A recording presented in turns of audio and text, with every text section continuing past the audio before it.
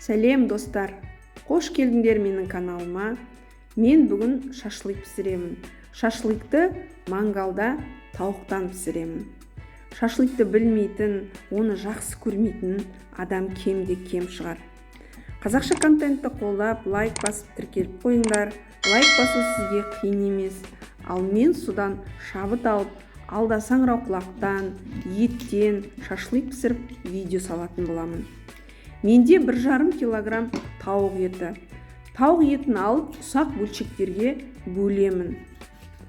Әрбір шашлыктың дәмді болуы маринадқа байланысты. Енді мен жуаны турап, маринадты жасауды бастадым. Жуан ұсақтап тураймын.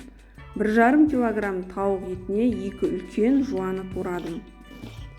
Оған 2 бас сарымсақты үккіштен өткіздім. Сарымсақ көп болғанмен ол шашлыкқа көптік қылмайды.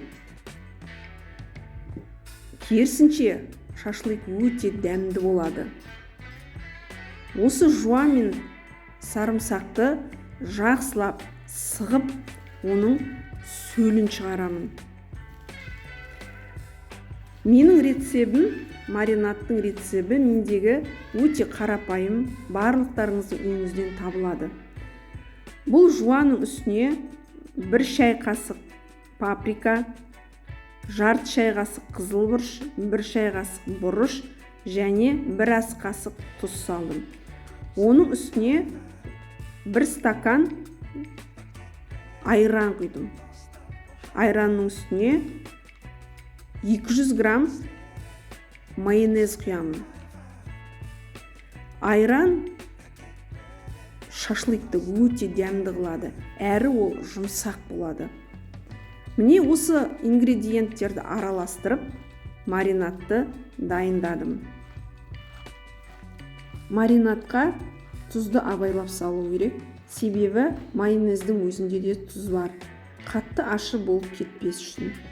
Осының барлығын араластырып болғаннан кейін еттің үстіне маринадты құйып, және де етпен бірге араластырамын. Араластырып, қақпағын жауып қойып қоямын.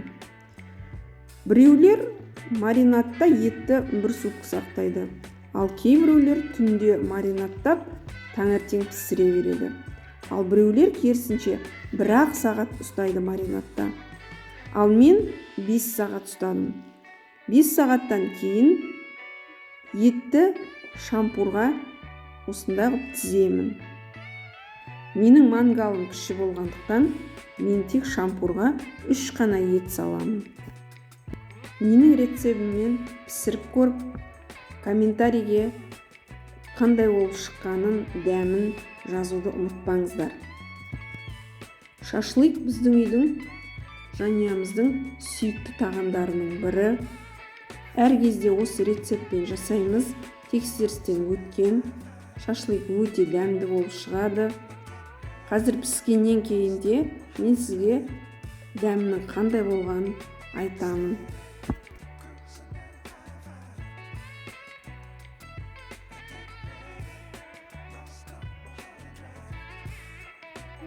Енді міне мангалға от жағуға шықтым. Қасыңда міне осындай көмекшілерің болса, өте жақсы әрі қызықты болады.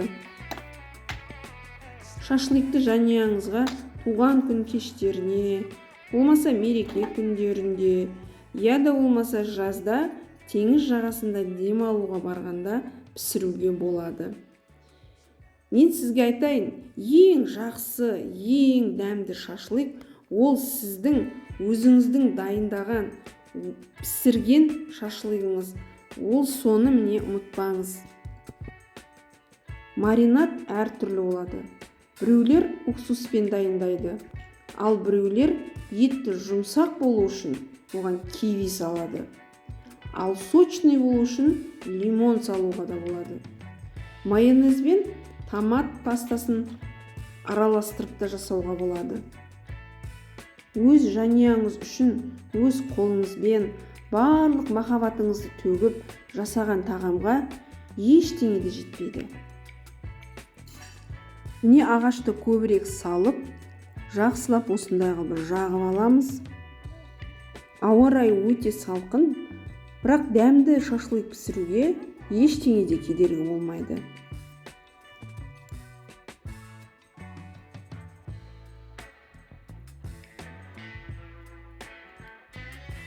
Шашлыкты көмірге де пісіруге болады. Ал мен болса, үйдің қасындағы жеміс ағаштарының бұтақтарын жағып соған пісіремін. Бұл шашлыктың дәмді болуына үлесін қосады деп ойлаймын.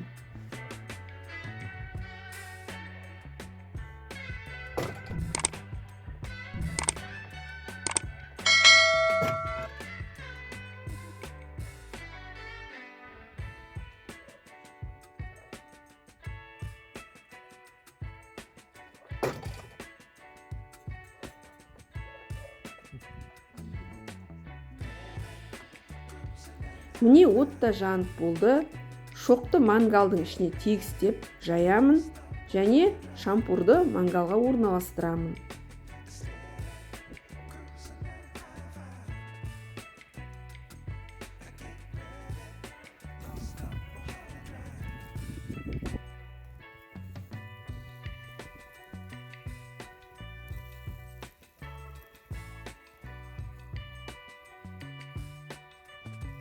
Шашлыкты отқа қойғаннан кейін әлсін оның астын үстіне аударып тұру керек. Болмаса бір жағы күйіп кетеді. Егер шоқтың оты қызуы азайып бара жатса, осындай қылып желпітіп көбейтеміз. Ал керісінше, егер шоқ отқа айналып бара жатса, онда сумен өшіріп қоюға болады. Міне бір жағы қызарып келе жатыр шашлыктың да. Қазір міне дайын болады.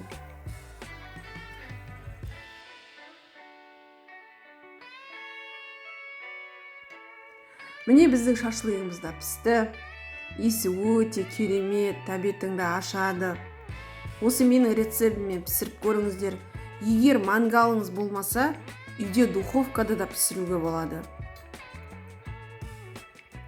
Шашлыкты осындай көкөністермен ұсынуға, үстіне жуа торап, көкшеп сеуіп беруге болады. Дәмі де өте керемет болған ас болсын.